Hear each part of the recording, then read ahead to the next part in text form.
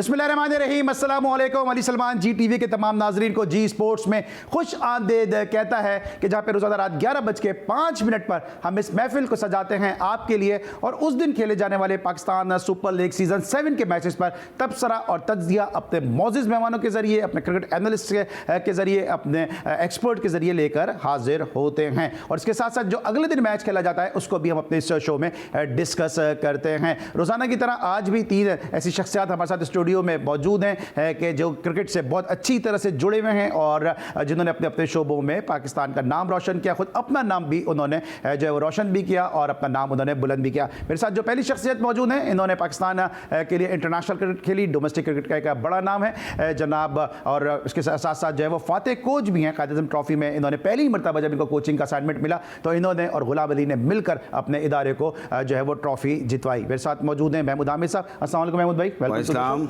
ठीक ठाक हैं? अल्हम्दुलिल्लाह, आप ठीक? अल्हम्दुलिल्लाह। और आज मैं ज़्यादा ठीक इसलिए हूँ कि आज मेरी वन ऑफ द फेवरेट जो है वो पर्सनैलिटी मेरे साथ यहाँ पर मौजूद हैं कि जिनसे हम बहुत कुछ क्रिकेट के बारे में सीखते भी हैं, समझते भी हैं, और माजी के जो औराक हैं वो हम उनके ज़रिए पलटते हैं, क्योंकि इनसे जो इल्म हमें हासिल होता है वो यकीनी तौर पर किसी क्रिकेट की वेबसाइट से या क्रिकेट की किसी बुक से हासिल नहीं होता, और अपने सीनियर से जो हम कुछ सीखते हैं उसी को हम यहाँ बैठ के फिर आपसे अक्सर और बेशतर गाए बगाए बयान भी करते हैं। वो जो कहते हैं ना कि उम्र की नकदी जो है वो बहुत जो है वो खर्च किए, उसके बाद बड़ी मुश्किल से ये चांदी के तार मिले। तो मेरे साथ मौजूद हैं सीजन्ड एक्सपीरियंस डोमेस्टिक क्रिकेटर के बड़ा नाम, कप्तानों के कप्तान शुएब हबीब साहब। अस्सलाम वालेकुम शुएब भाई, कैसे हैं? वालेकुम सलाम sir, thank you so much. सबसे पहले जी आपका बहुत बहुत शुक्रिया यार, माशाल्लाह हर दफ़ा कुछ नए इंट्रोडक्शन सर आप डिजर्व करते हैं। और मैं तो हमेशा ये बात करता हूँ कि जो पाकिस्तान खेला है वो भी, और जो पाकिस्तान से नहीं खेला, डोमेस्टिक खेला है, क्योंकि मैं डोमेस्टिक का आदमी हूँ, तो मेरे लिए हर वो प्लेयर, हर वो शख्स जिसने डोमेस्टिक में काम किया वो मेरे लिए काबिल इज़्ज़त और काबिल एहतराम है। और जो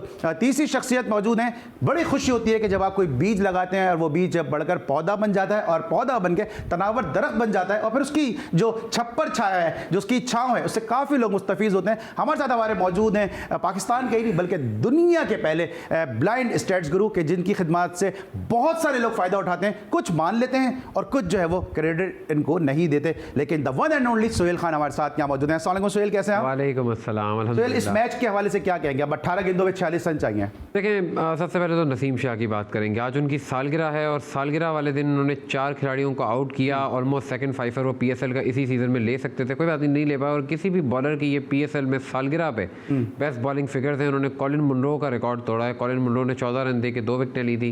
शोएब मलिक ने अपने PSL कैरियर की जो है वो 70th हाफ सेंचुरी बनाई, जिसमें से 11वीं जो है वो जो है इन्होंने PSL में बनाई है। ओवरऑल अपने T20 कैरियर की 70वीं, PSL की 11वीं, कज़ाफ़ी स्टेडियम लाहौर की 10वीं और पेशावर ज़ल्मी के लिए 7वीं हाफ सेंचुरी उन्होंने बनाई है। रमीज़ राजा ने जो अपनी आखिरी इनिंग खेली थी उसमें कितने रन बनाए थे फर्स्ट क्लास में? उन्होंने जो लिस्ट ए का एक फाइनल खेला था 4 अप्रैल 1998 में, और उन्होंने 80 कुछ किए थे, वो प्लेयर ऑफ द मैच हुए थे। और महमूद हामिद का कुछ याद है?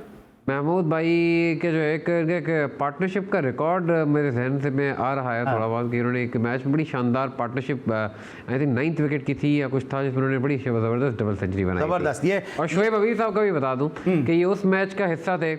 वैसे तो उन्होंने बड़े यादगार मैचेस का हिस्सा रहे, लेकिन खास तौर पे जो मुझे उनका मैच पसंद है जिसमें वहीद मिर्ज़ा और मंसूर अख्तर की हाईएस्ट फर्स्ट विकेट की पार्टनरशिप हुई कराची। चले, ये तो बता दिया जरा बेदों ने, और साथ साथ शुएब भाई से भी पूछ लेते हैं, उसका महमूद हामिद की तरफ आते हैं। और कल के शो में ज़रा महमूद भाई से कल के मैच के वाले से ज़्यादा मैं पूछना चाहूँगा कराची किंग्स के हवाले से।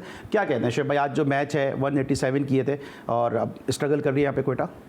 देखिए, कोयटा स्ट्रगल कर रही है, और अगर इन केस ये मैच जीतती है पेशावर ज़ल्मी तो लोग सब भूल जाएंगे। मैं नहीं समझता जो इसने टॉस जीत के बैटिंग ली थी वो अच्छा डिसीजन था, क्योंकि 80% यही हो रहा था कि टॉस जीत के बैटिंग दी जाएगी, टॉस जीत के बॉलिंग की जाएगी, तो नेचुरली आप साइकोलॉजी यूज़ करते हो, उनको प्रेशर मिल जाते हैं। अच्छा, फिर जब इन्होंने बैटिंग भी करी तो आप देखें उस वक्त भी इनके अर्ली 2 आउट हो गए थे। ये तो शोएब मलिक आउट क्लास खेल गया, वैसे तो खेलना ही था, खेल गया था, लेकिन ये जो इनका टॉस जीत के बैटिंग लेने का डिसीजन था ये मुझे नहीं पसंद आया। लेकिन बहरहाल अभी तो रिजल्ट जो है उनके हक में जाता नजर आ रहा है। नहीं, अच्छाई पे तो सभी बोलते हैं ना, मेरा को जो चीज़ लगी थी और जिस तरीके से ट्रेंड चल रहा है उस हिसाब से मैं बात कर रहा हूँ। ऑलराइट, महमूद हामिद साहब, चूंकि शोएब हबीब साहब का जो PSL के सीजन 7 में पहली मरतबा हमारे शो के मेहमान बने, इसलिए थोड़ा सा हमने इस मैच की बात की, लेकिन महमूद हामिद साहब शुरू से हमारे साथ मौजूद हैं और ये मुसलसल जो है वो एनालाइज कर रहे हैं कराची किंग्स की टीम को। कल मैच है कराची किंग का मुल्तान सुल्तान के साथ, क्या लगता है आपको कि कल जो सेल्फ बिलीफ क्या खत्म हो गया कराची किंग में? इस तरह कल भी हमने देखा कि आखिरी 1 रन से वो मैच हार गए। ऐसा लगता है, मैंने पहले भी बात की थी कि जब मुसलसल आपकी हार आ जाती, हार होती चली जाती है और आप मुख्तलिफ़ चीज़ें जब आप करने लगते हैं और वो भी आपको क्लिक नहीं कर पा रही हैं, तो फिर आप वहाँ पर मफलूज ही एक तरीके से हो जाते हो कि कल का मैच तो ऐसा हो गया था कि कराची किंग्स को मैच जीतना चाहिए था, लेकिन वो देखें वो लास्ट बॉल पे ऐसा चला गया कि कैच भी छूटा और उसके बाद वो रन आउट हो गया, वरना अगर वो हो सकता था तो वो मैच टाई हो जाता। लेकिन उनकी किस्मत में, जिसे कहना चाहिए इस वक्त बहुत ही बड़ा, जिसे कहते हैं बैड पैच है पूरी टीम के ऊपर। मेरे ख्याल से इनको सदका वदका देना चाहिए, और किसका सदका देना चाहिए वो पूरे पाकिस्तान को पता है। उनको पता है, जो उनके ओनर हैं। ठीक है, सदका देना चाहिए। और वैसे भी अब ओनर पे बात करें तो मतलब काफ़ी जो है अब वाकई सदक़े की ज़रूरत है, और भी क्रिकेट के अलावा जो और खबरें आ रही हैं तो और सदक़े की और भी ज़रूरत जो है वो पड़ गई है। लेकिन जनाब, हम बात कर रहे हैं कराची किंग्स के हवाले से, और कल कराची किंग का मुल्तान सुल्तान के साथ मैच है। इस पर लेंगे हम एक ब्रेक, और जब ब्रेक के बाद वापस आएंगे तो मजीद अपने तीनों मौजूद मेहमानों से गुफ्तगू करेंगे। मिलते हैं एक छोटे से ब्रेक के बाद।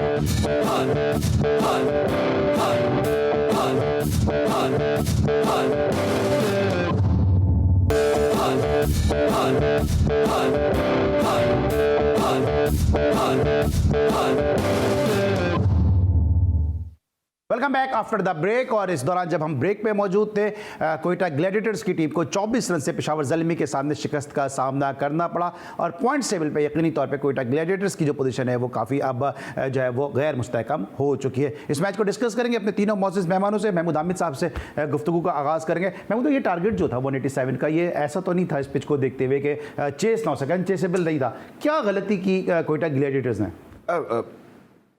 जिस तरह की पिच थी, और मैं समझ रहा था 187 रन कर जाएंगे, क्योंकि इससे पहले भी 200 रन इन्होंने चेज किए थे। लेकिन एक इनके पास ड्रॉबैक ये है कि जेसन रॉय जिस मैच में आउट हो रहे हैं तो ये इतने आसानी से नहीं वहाँ पर जो है सस्टेन कर पा रहे। आज दूसरा ओपनर जो था इनका, इसको इनिशियली उसने अच्छी परफॉर्मेंस की, लेकिन फिर इन्होंने उसको ड्रॉप कर दिया था। तो एक दो प्लेयर्स के परफॉर्मेंस करने से टीम नहीं जीतती। टीमें जीतती हैं कि जहां पर मोमेंटम T20 का जो है वो मिडिल ऑर्डर बैट्समैन वो लेकर फिर गेम को चलते हैं। और मैं तो इस तरह बात कर रहे हैं, देखें अगर आप 99 की स्पीड ने अनलकी रहे, एक दफ़ा फिर अपनी सेंचुरी को उन्होंने मिस किया। पहले भी जब आए थे अपनी सेंचुरी को मिस कर गए, अभी भी सेंचुरी मिस कर गए। सरफराज अहमद 25, और उसके बाद तो तीसरा बड़ा स्कोर है जैसन रॉय का, वो है 10 रन। जरा प्यार से इनको पुकारा है इसलिए राव कर दिया, लेकिन जैसन रॉय हैं। तो बहरहाल क्या कहेंगे सर? ये मैं यही कहना चाह रहा था ना कि जो आपका जो मिडिल ऑर्डर होता है वो गेम को लेकर चल रहा होता है कि गेम को किस तरह फिनिश करना है। तो ये टोटली डिपेंड अपने ऊपर वाले दोनों प्लेयरों के ऊपर कर रहे हैं। जैसन रॉय आज आउट हो गया, दूसरे ने 99 कर दिया, बट उमर अकमल वो फ्लॉप हो गए। तो इनको जैसे कंसिस्टेंसी वो इसमें नज़र नहीं आ रही है। एक दो प्लेयर से आप हर मैच में मैच नहीं जीत सकते। आपको मल्टीपल प्लेयर्स चाहिए होते हैं कि जो आपको किसी मैच में ऐसे ही कुछ करके दे दें कि आप मैच जीत जाएं। मैं समझता हूँ, क्योंकि शोएब भाई ने जैसे पहले कहा था कि टॉस जीती उन्होंने गलती की थी, लेकिन जीत तो गए। लेकिन डेफिनेटली क्योंकि मौसम ऐसा है, ओस ज़्यादा पड़ रही है, बॉलिंग करना आसान नहीं होता, तो जब भी रन चेज हो रहे थे। लेकिन यहाँ पर उन्होंने बैटिंग की है, तो कोयटा ने तो मेरे ख्याल से एक तो 187 करवा दिए। वहाँ पर मैं ये समझ रहा था एब्सोल्युटली कि ये मैं समझ रहा था 160 तक ही जा सकते हैं, लेकिन आखिरी ओवर के अंदर जिस तरह बैन कटिंग ने से रन हो गए, आखिरी 3 ओवर में जो रन्स बने तो इनका स्कोर 185 तक चला गया। वरना अदरवाइज मुझे लग रहा था 160 मैक्सिमम मैक्स पे ये चले जाएंगे। शोएब भाई, अभी आपने मैच समरी भी देखी, आप जो बैटिंग ऑर्डर है कोयटा का, आप इससे मुत्तफिक हैं कि बैटिंग ऑर्डर ये सही है? क्योंकि इफ्तिखार जो थोड़ा सा 5 पे आ रहे हैं खेलने, उमर अकमल फिर उसके नीचे खेलने आ रहे हैं, सरफराज 4 पे आ रहे हैं। तो क्या आपको ऐसा लगता है कि जिस तरह हम बाबर आजम की बार बार बात करते हैं, क्या बैटिंग ऑर्डर इनका थोड़ा शफल होता तो मैच का नतीजा मुख्तलिफ हो सकता था? लेकिन जैसे मैंने अभी उनकी टॉस की बात करी, और फिर अभी जो महमूद ने बोला, आप एक प्लेयर पे डिपेंड नहीं कर सकते। इन्होंने जो 2 मैच जीते वो जेसन रॉय की ही वजह से जीते। इनको जो सबसे बड़ा सेटबैक हुआ है, एक तो इनके 2-3 प्लेयर इंजर्ड हुआ है। अच्छा, फिर आज जिस हिसाब से इनकी बैटिंग है, इनको एहसान अली है क्या है, उसको ड्रॉप नहीं करना चाहिए था। अच्छा, फिर इनके जो आप दूसरी टीमों को देखें, जैसे लाहौर कलंदर है, मुल्तान सुल्तान है, ये इस्लामाबाद यूनाइटेड है, इनके लोकल प्लेयर और हर बैट्समैन रन कर रहा है। तो कोयटा के साथ ऐसा है कि कोयटा के 1 या 2 प्लेयर रन्स कर रहे थे। इस पर बहुत डिपेंड करता था। इफ्तिखार ने एक आध इनिंग के अलावा अच्छी नहीं खेली। अब सरफराज है, सरफराज खेला है, लेकिन सरफराज ने वो खेल नहीं खेला मैच जिताने वाला। अब यहाँ भी अगर स्मिथ के साथ सरफराज खड़ा रहता तो ये मैच तो और भी क्लोज जा सकता था। तो जहाँ तक ये बात है कोयटा की, तो कोयटा इतना अच्छा नहीं खेल पाई पूरी इसमें मैचेस में। अभी मुल्तान सुल्तान है, ये कहीं ना कहीं एक 2 प्लेयर इनके रन कर जाते हैं। शोएब मलिक कंसिस्टेंट कर रहा है। अच्छा, इनके लिए भी अलार्म साइन है मेरे अपने हिसाब से। वहाब रियाज इतनी अच्छी गेंदें नहीं कर रहा, सीनियरिटी या कप्तानी की वजह से वो खेला। मुझे बोलना नहीं चाहिए, फ्रेंचाइज की क्रिकेट है, उनकी जो मर्जी आए करें, तो ये चीज़ में ठीक है। सुहेल क्या कहेंगे, कुछ स्टैट्स इस मैच के बारे में? स्टैट्स बहुत कुछ हैं, और विल स्मिथ आपको याद होगा इस टूर्नामेंट से पहले भी ने कहा था कि T20 ब्लास्ट में वो समरसेट के लिए 386 रन बनाकर आए। T10 में हमने इन्हें देखा, 100 में हमने इन्हें देखा, और PSL की हिस्ट्री के दूसरे ऐसे खिलाड़ी बने जो 99 पर आउट हुए। इससे पहले ये अहमद शहजाद थे, वो भी कोयटा के लिए खेलते हुए आउट हुए थे।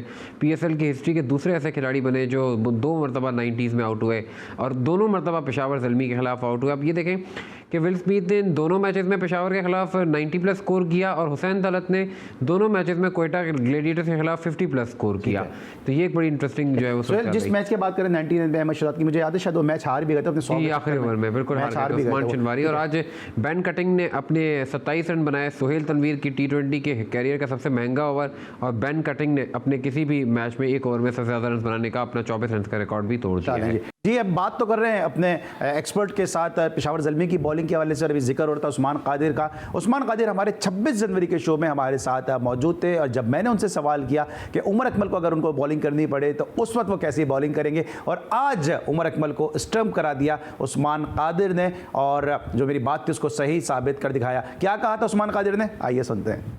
उस्मान कादिर गेंद कर रहे हो और उमर अकमल बैटिंग कर रहे हो, उस वक्त जहन में क्या होता है? मैं जब भी किसी को बॉलिंग करती हूँ, मैं नाम की तरफ नहीं जाता हूँ। मुझे इसलिए होता है कि बैट्समैन खेल रहा है और मुझे इसको आउट करना है। तो कोई भी बैट्समैन हो, क्योंकि वो अपनी तैयारी पूरी करके आता है। एज अ बॉलर मैं भी अपनी तैयारी पूरी करके जाऊँ इंशाल्लाह, और जो भी बैट्समैन होगा उसको आउट करने की कोशिश करूँ। जी नाज़रीन, आपने उस्मान कादिर की गुफ्तगू सुनी जो 26 जनवरी को हमने इनके साथ ये सवाल किया था, और आपने सुना होगा उर्दू का एक मुहावरा, जनाब सारी खुदाई एक तरफ और बाकी दूसरा जो मिसरा है उसका आपको मालूम है बाखूबी, मुझे उसका बताने की ज़रूरत नहीं है। और अपनी प्रूफ गेंद से जिस तरह से आउट किया, स्टंप कराने में कामयाब हुए उमर अकमल, यकीनी तौर पर उन्होंने कहा होगा कि जीजा जी ज़रा चादर देख के पाँव बाहर निकालने चाहिए और स्पिनर देख के क्रीज से पाँव बाहर निकालने चाहिए। स्टंप कराने में आउट हो गए उस्मान कादिर साहब। क्या कहेंगे महमूद भाई, जिस तरह से अपनी बॉलिंग से आउट किया है उस्मान कादिर ने, निकले थे बाहर, स्पिन से बीट हुए, स्टंप हो गए? बहुत अच्छा डिसीव किया उसने उमर को। अपनी बड़ी अच्छी लाइन के ऊपर बॉल डिलीवर किया, हल्का सा गेंद टर्न हुआ, और वहाँ से वो जो है वो डिसीव हो गया और स्टंप आउट हो गया। जब इस तरह बैट्समैन जब जाता है खेलने के लिए तो डेफिनेटली उसका पाँव जो है वो ड्रैग करके बाहर आ जाता है। तो अच्छा बॉल था, अच्छा बॉल था। ये नहीं कि एक स्पिनर से जरा पूछते हैं, क्या सोच होगी इस तरह जब खेलने आए होंगे उमर अकमल, क्योंकि बैटिंग के स्टाइल को जानते हैं, साथ प्रैक्टिस करते हैं, बहुत क्रिकेट साथ के लिए उस्मान ने और उमर अकमल ने। उमर की सोच तो नहीं बता सकता मैं अपने एक्सपीरियंस से। यहाँ उमर को रन्स करने चाहिए थे, काफ़ी अर्से बाद उसने कम बैक करा है, उसने एक दो छोटी छोटी इनिंग्स खेली थी। यहाँ इसको रन्स करना चाहिए था उमर को, और अपनी टीम को मैच जिताना चाहिए था। ये उमर की क्लास भी है। अच्छा, अब ये जैसे PSL के मैचेस हो रहे हैं ना, इसमें उमर अकमल है, इफ्तिखार है, हैदर अली हैं, आसिफ हैं, इन लोगों के लिए ये बड़ा मेन था, क्योंकि ये हमारे पाकिस्तान स्क्वाड के 6, 7, 5, 6 के नंबर के प्लेयर हैं। इन्हें परफॉर्म करना चाहिए, इन्हें परफॉर्म। और अभी तक जितनी PSL के मैचेस हुए हैं, इसमें टॉप ऑर्डर 1, 2, 3 बहुत रन कर रहे हैं।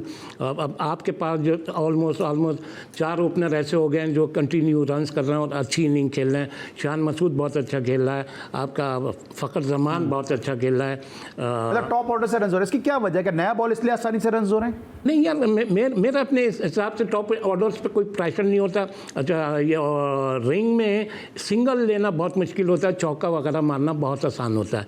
तो ये सारी चीज़ें, फिर पिचेज भी अच्छी होती हैं। तो मेरा ये अपना है। सुनील, जल्दी से मुझे स्टैट्स बता दिएगा कोई सवाल है उस्मान कादिर के हवाले से। उस्मान कादिर के स्टैट्स से मैं ये बताऊंगा कि ये कहाँ ऑस्ट्रेलिया के लिए खेलने वाले थे। पर्थ स्कॉचर्स के लिए उन्होंने नुमाइंदगी की और ये वो खिलाड़ी हैं जो ऑस्ट्रेलिया की प्राइम मिनिस्टर 11 खेलती है, जो साल में एक मैच उन्हें खिलाया जाता है। तो ये ऑस्ट्रेलिया की प्राइम मिनिस्टर 11 के लिए भी खेल चुके हैं, जिसके लिए इंटरनेशनल खिलाड़ियों को मौका नहीं दिया जाता। और वहाँ उन्होंने साउथ अफ्रीका के खिलाफ 3 खिलाड़ी आउट करके मैच भी जितवाया था। ठीक है, ये तो स्टैट्स थे, लेकिन क्या लगता है अब जिस तरह हम देख रहे हैं कुछ सिवाय शोएब मलिक के जो पुराने प्लेयर हैं, जैसे कामरान इकबाल देख लें, अभी सुहेल तनवीर को देख लें, आपको लगता है कि इनको थोड़ा सोचना चाहिए अपने कैरियर के हवाले से? आपको लगता है कि अभी और मजीद अभी खेलनी चाहिए?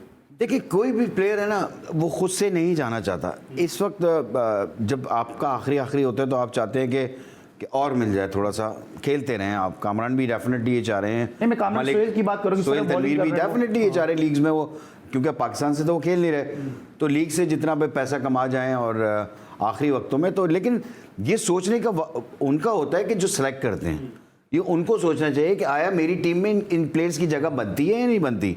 अगर नहीं बनती तो उनको नहीं लेना चाहिए। तो मैं ये देखता हूँ कि फ्रेंचाइजी भी बहुत सारी ऐसी होती हैं कि वहाँ पर बहुत ज़्यादा लाइकिंग डिसलाइकिंग का चक्कर है, कि ऐसे प्लेयर जो डोमेस्टिक में बड़े अच्छे प्लेयर हैं जो कि नहीं है PSL के अंदर, और ऐसे प्लेयर मैं देख रहा होता हूँ कि जो कि मैं नहीं समझता कि इस लेवल ऑफ क्रिकेट के अंदर उनको होना चाहिए, और वो होते हैं। मैं नाम नहीं लेना चाहूँगा, अच्छा नहीं लगता, लेकिन ये चीज़ें बोर्ड को भी देखनी चाहिए, थोड़ा सा फ्रेंचाइज को भी थोड़ा देखना चाहिए कि बहुत से लोग जो हैं कुछ ना कुछ ऐसी बातें करके अपने टीम में लेकर आते हैं कि ऊपर PSL खिला देंगे तो यूँ कर देंगे, ये कैसे।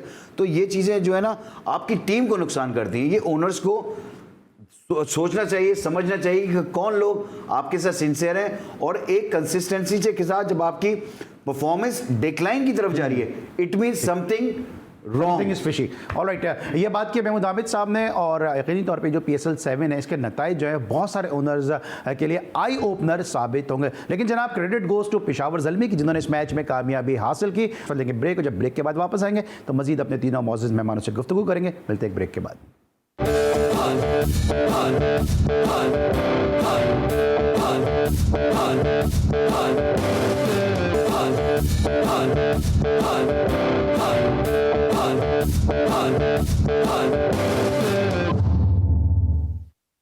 Welcome back after the break. और जैसा कि आपके इल्म में है कि पेशावर ज़ल्मी ने कोयटा ग्लैडिएटर्स को शिकस्त से 2-4 कर दिया है, और इस मैच में बड़ी उम्दा परफॉर्मेंसेज कुछ सामने आई। लेकिन हुसैन तलत ने यहाँ पे ऑल राउंड परफॉर्मेंस का मुजाहरा किया। और अभी बात करते हैं शोएब हबीब साहब के, टॉप ऑर्डर से हमें यहाँ पे रन्स होते नज़र आ रहे हैं, लेकिन कराची किंग का तो मसला ये है कि टॉप ऑर्डर से रन्स स्कोर नहीं हो रहे। क्या कहेंगे, कराची किंग का टॉप ऑर्डर जो दुनिया का नंबर 1 बैट्समैन है वो तो रन्स नहीं कर रहा, और आप कह रहे हैं कि टॉप ऑर्डर से रन्स होते नज़र आ रहे हैं? अगर मैं गलत कह रहा हूँ तो बता दिएगा कि फ़खर ने रन्स करें, गलत है। शान मसूद मैं ये थोड़ी कह रहा हूँ, मैं तो मतलब बाबर आजम क्या कर रहा है, मैं तो ये पूछ रहा हूँ। लेकिन ये फ्रेंचाइज को सोचना चाहिए। मैं अब कराची के मुतालिक इतनी बातें हो गई हैं, कराची क्या टीम है, अब बात फिर घूम फिर के वही आ जाएगी। आपका शर्जील वगैरह कोई फिट प्लेयर थोड़ी हैं, और T20 वगैरह में तो 100% फिट प्लेयर चाहिए। एक रनआउट बड़ा इंपॉर्टेंट होता है, एक अच्छा कैच बड़ा अच्छा होता है। तो मेरे और जहाँ तक कराची के ताल्लुक है, कराची ने 1-2 मैच सात ये 7वां एडिशन है, चले 4 मैच अच्छे खेले होंगे, उसके अलावा कराची ने कब मैच अच्छा खेला? उसकी तो यही परफॉर्मेंस होती है। हाँ, जैसे लाहौर कलंदर है, लाहौर कलंदर अगर किसी साल अच्छा नहीं खेलती, लेकिन वो पाकिस्तान को 1-2 प्लेयर देती है। इन्होंने तो कोई प्लेयर भी नहीं दिया, इनका सिर्फ शोर ही शोर होता है, इतना कह सकता हूँ। लेकिन वो अगर लाहौर कलंदर पाकिस्तान को प्लेयर देती है तो आप नहीं समझते कराची किंग्स जो है वो दूसरी फ्रेंचाइज को प्लेयर देती है? आप रिजवान को देख लें, आप एलेक्स सेल्स को देख लें, आप साथ हसन मोहसिन को देख लें, आप साथ अभी जो अभी हारिस हैं उनको देख लें, और बहुत सारे ऐसे प्लेयर अभी रोहिल नज़ीर को प्लेयर बना रहे हैं। इंशाल्लाह अगले साल कोई और फ्रेंचाइज इनको उठा लेगी, तो फ्रेंचाइजीज को ये प्लेयर देते हैं, ये इनको ज़रूर क्रेडिट जो है वो जाना चाहिए। ज़रूरी है। मैं जवाब जवाब नहीं दूँ इसका? मैं नहीं जवाब दूँ इसका। या बिल्कुल, आप बड़ी अच्छी बात कही है और माशाल्लाह आप पूरी फॉलो करते हैं। हमारे तो जहन में भी ये चीज़ नहीं थी जो आपने बताई है। चलिए ठीक है, thank you so much. Mahmood भाई क्या कहेंगे? अब ये ज़रूरी है कि अगर कोई नंबर 1 प्लेयर है तो वो ड्रॉप ही नहीं हो सकता? वो कप्तान है तो ड्रॉप ही नहीं हो सकता? क्यों नहीं हो सकता? आपकी परफॉर्मेंस से मैटर कर रही होती है, परफॉर्मेंस नहीं है। और अगर आप अच्छे प्लेयर भी हैं, अगर आपकी फॉर्म नहीं है, 1-2 मैचेस अगर आप रेस्ट कर लेते हैं तो आप रिगेन कर जाते हैं अपनी फॉर्म को। ये चीज़ें हैं जो लोग नहीं समझते, पता नहीं क्यों नहीं समझते। आपका रेस्ट करना बहुत जगहों पे आपकी टीम के लिए भी बेहतर हो जाता है। लेकिन कराची, देखें पहले भी मैं बात कर रहा हूँ, कराची का एक नाम है यार, कराची ने बड़े बड़े प्लेयर्स दिए हैं, चाहे वो PSL कराची किंग हो या कुछ हो। कराची जब क्रिकेट खेलती थी या कराची में जो प्लेयर खेलते थे तो भाई मैच जीतने के लिए खेलते थे, वो इसके लिए नहीं खेलते थे। कराची का एक यार वाबस्तगी है हमारी, कराची किंग्स, एक दुख हो रहा है कि हमारी टीम कहाँ जाके स्टैंड कर रही है। मतलब 7 मैच हो गए, हम 7 के 7 मैच हार गए। दुख इस बात का है, ये नहीं, अगर कराची का नाम नहीं होता तो मुझे कोई फिक्र नहीं पड़ी थी। अच्छा, मुझे दोनों साहब, मेरा सवाल है, दोनों ने आप रमीज राजा साहब के साथ बड़ा टाइम गुजारा है, आपने उनकी कप्तानी में भी खेला है PNSC से, और जब रमीज भाई टॉप से रन करते थे, इस तरह शेख भाई बात करें तो नीचे से आप और जो नासिर वास्ती थे वही स्ट्रेथन करते थे नीचे आके टीम को। क्या लगता है आपको, जो माइंड सेट है रमीज भाई का, उसको देखते हुए, वसीम अकरम के साथ भी आप खेले हुए, क्या आपको ऐसा लगता है कि क्या जो है अब दूसरे ऑप्शन सामने आ रहे हैं ओपनर्स के, तो क्या रमीज भाई ये रिस्क ले सकते हैं कि मैनेजमेंट को बोले, सिलेक्शन कमेटी को बोले कि भाई इसको रेस्ट दे दो, T20 में बेटर ऑप्शन मौजूद है? यार मेरे ख्याल से ये रमीज भाई का डोमेन नहीं है। देखिए वो जो डोमेन नहीं है, हर उसमें तो प्रोग्रेटिव उनका नहीं है, लेकिन चीज़ है, होती है। एक वो सजेस्ट कर सकते हैं, लेकिन जो करने वाले हैं, जो एक टीम बैठी हुई है, जो जिनके ऊपर उन्होंने दिया हुआ है, सिलेक्शन कमेटी है, फिर आपकी टीम मैनेजमेंट है, वो उसका काम है ये करना कि भाई हाँ हमने किस प्लेयर से क्या काम लेना है। मैं आपको क्लियर बताऊं, अगर रिजवान पिछले T20 के अंदर रिजवान की परफॉर्मेंस अगर अच्छी नहीं रहती तो पाकिस्तान ने जो इतना ऊपर आया है, पाकिस्तान नहीं खा सकता था। रिजवान ने बहुत डोमिनेट किया है। वो तो सर सही है ना, मैं फ्यूचर की बात कर रहा हूं, मैं फ्यूचर, क्या अब आपके ऑप्शन नजर आ रहे हैं? अब आप देख रहे हैं आपके पास, देखें ना, आप फखर को लेकर जाते हैं, हाँ। फखर ऊपर ही खेल सकता है, फखर को आप नीचे नहीं खिला सकते। शान है आपका पास, शान का भी ऑप्शन आ गया आपके पास। ऐसे देखें, हर प्लेयर ने, शान ने, मैं जैसे बात कर रहा था पहले भी कि शान ने अपने आप को ढाला है इस क्रिकेट में। पहले उस पर एक ब्लेम था कि T20 का प्लेयर नहीं है, नाउ वो उसने अपने आप को इतनी मेहनत की है, अपने शॉट्स में वो इम्प्रोवाइजेशन लेकर आया, उसने उसके ऊपर काम किया, तो उसको नजर आता है कि लोगों के माइंडसेट चेंज हो गए उसकी तरफ से, जिस तरह उसने क्रिकेट खेली है। तो बाबर को भी अब सोचना चाहिए कि मैं 90 तो कर रहा हूं, मेरी टीम नहीं जीत रही, मैं फिनिश करके नहीं जा रहा। आखिर तक 20 ओवर खेले मैंने, 90 रन किए, लेकिन मेरी टीम हार गई, तो मुझे उस 90 रन से तो मुझे कोई फायदा नहीं है ना। मैच फिनिश करके सी थ्रू करके मैच को निकलना है। ये अगर सीख जाएं, या ये थोड़ा सा माइंडसेट बाबर को अपने थोड़ा सा सेट कर ले अपने, तो मेरे ख्याल से इसको पुश करना पड़ेगा। और अगर वैसे नहीं तो किसी और तरीके से भी पुश करना पड़ेगा। देखिए, जो आपकी मैनेजमेंट होती है ना, उसका काम ही यही होता है कि मैनेजमेंट कहते हैं किसी तरह कि आपने अली सलमान से परफॉर्मेंस लेनी है, मैच विनिंग परफॉर्मेंस लेनी है। ये नहीं कि आप 50 रन करके अब मजे से आ जाओ, अगला मैच भी मेरा पक्का हो गया, ये नहीं चाहिए मुझे आप परफॉर्म करें, मैच जीते टीम, तो फिर फायदा, अदरवाइज फायदा नहीं। ठीक है, महमूद भाई ने गुफ्तगू की, 90 से वैसे खुश होते भी नहीं है लोग, नाराज होते हैं अगर आप मैच जिताकर ना आए तो। आप क्या कहेंगे? आपने भी तो रमीज राजा साहब के साथ काफ़ी वक्त गुजारा, जो माइंड सेट है उनका, ये ऑप्शन नज़र आ रहे हैं, क्या रमीज राजा साहब ये चैलेंज लेंगे कि शान मसूद हुए, या जिस तरह हम अभी फ़खर की बात करें, इनको ओपन करा दें, और भी प्लेयर जो हमें रन्स करते नज़र आ रहे हैं, दूसरे ऑप्शन की तरफ जाएं?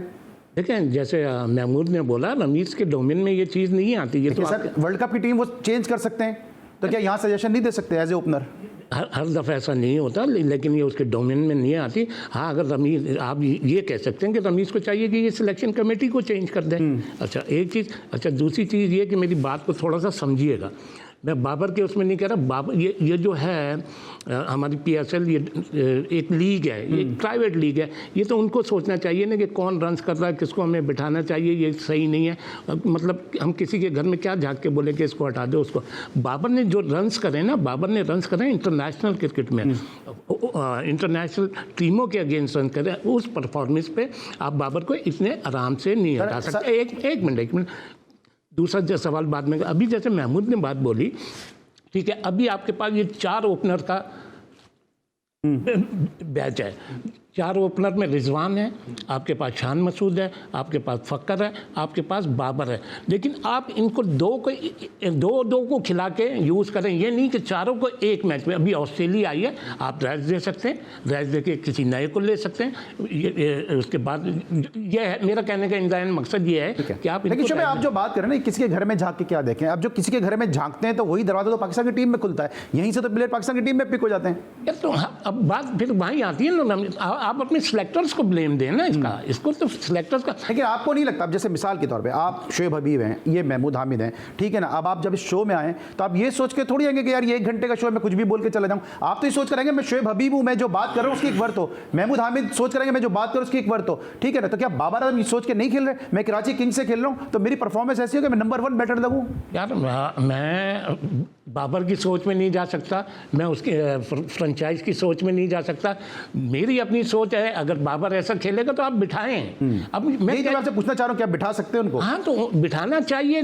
क्या बात हो रही है, क्या डिबेट हो रही है? यही हो रही है ना, परफॉर्म नहीं हो रही। अभी महमूद ने कितने दुख से बोला कि ये कराची की ये परफॉर्मेंस होगी तो हमसे नहीं बता। मैंने स्टेडियम में जब कराची हारी है बच्चों को मैंने रोते हुए देखा। लेकिन मैं अब एक चीज़ कहता हूँ, कराची वालों को एहतजाज करना चाहिए कि भाई ये कराची का नाम चेंज करें। आप कौन सा कराची का प्लेयर है?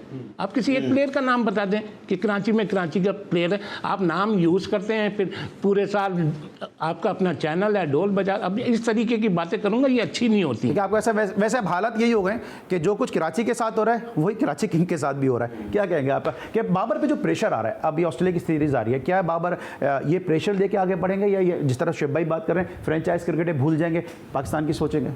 देखो मैं वही तो कह रहा हूँ। लेकिन ऐसे बैट्समैन आपकी क्या सोच, पीछे से क्या सोच चलती आती है जब आप परफॉर्म नहीं कर रहे होते पीछे? तो मैं तो यही कह रहा हूँ ना कि आपको खुद भी डिसीजन लेने पड़ते हैं, कुछ डिसीजन। अब अपना नंबर नीचे करके तो देख लें, आप किसी और को तो ट्राई करके देखें कि शायद वो क्लिक कर जाए। आप वो चांस ही नहीं ले रहे। क्यों नहीं ले रहे? आपको किस बात का डर है? आप पाकिस्तान टीम से ड्रॉप नहीं हो सकते, आप पाकिस्तान के कप्तान हैं, आप वहाँ पर भी आप तो आपको थोड़े से ऐसे चेंजेस लाने पड़ते हैं एज ए कैप्टन कि यार मुझसे नहीं हो रहा। और फ्रंट से देखो, कैप्टन जो है तो फ्रंट से लीड कर रहा होता है। अगर कैप्टन की बॉडी लैंग्वेज खराब होती है ना तो उसका इम्पैक्ट पूरी टीम के ऊपर आता है। मैं रिजवान की क्यों बात कर रहा हूँ? मुल्तान का इम्पैक्ट प्लेयर जो है वो रिजवान है। अगर वो बैटिंग में रन नहीं करेगा, वो विकेट कीपिंग में ऐसा टीम को उठा के रखता है। उस दिन उसे जो धानी के साथ जो हिट हुआ है वो, और वो कैच हुआ है, और आपके पुराने प्लेयर्स भी थे जो कैप्टन थे, मैं नाम नहीं ले रहा, अगर वो पहले किसी एक प्लेयर के साथ हिट हुए थे तो उन्होंने कितना गुस्सा, लेकिन उसने कितना गेम उसको उठा के रखा, एक यंगस्टर को। तो ये फर्क होता है एक अच्छे कैप्टन में और एक स्टिफ कैप्टन के अंदर। सोहेल, जाने से पहले कोई ऐसा कि बाबर आज इस तरह फेल हो रहे, कोई ऐसा रिकॉर्ड है जो इनकी इस तरह मुसलसल फेलियर के हवाले से? देखिए फेलियर ही है। आपके जो टोटल PSL रन्स हैं उनमें से सबसे आप लीडिंग रन स्कोर हैं, उनमें से मोर देन 50% हारे हुए मैचेस में। 23 50 में से 13 में आपकी टीम हारी हुई है। और दूसरी बात, ये जो भी बात हो रही है कप्तान बैठ जाए, आपको याद है पहला PSL का सीजन था, शोएब मलिक कैप्टन थे, कराची एलिमिनेटर में पहुंचा था। एलिमिनेटर में कप्तान कौन था? रवि बोपारा।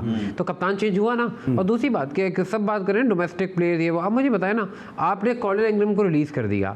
ओवरसीज की हम बात जरा कम ही होती है, आप प्लेयर्स कौन से लेके आ रहे हो? इयन कॉकबर्न बिग बैश की परफॉर्मेंस पे, आपने रवि बोपारा PSL परफॉर्मर है, कॉलिन इंग्रैम कराची के लिए परफॉर्मर है, आपने उनको निकाल दिया। लिविंगस्टन को निकाल दिया। लिविंगस्टन को भी आपने, वही आपने जो कहा, आपको एक बात आपके मैं इजाफा करूंगा बाद में, आपने तो कहा दूसरी फ्रेंचाइजीज को लोकल प्लेयर देते हैं। आपको पता है बेन डंक पहले कराची से खेले, उसके साथ कॉलिन मुनरो पहले कराची से खेले, और ये सारे इफ्तिखार अहमद कराची से खेले।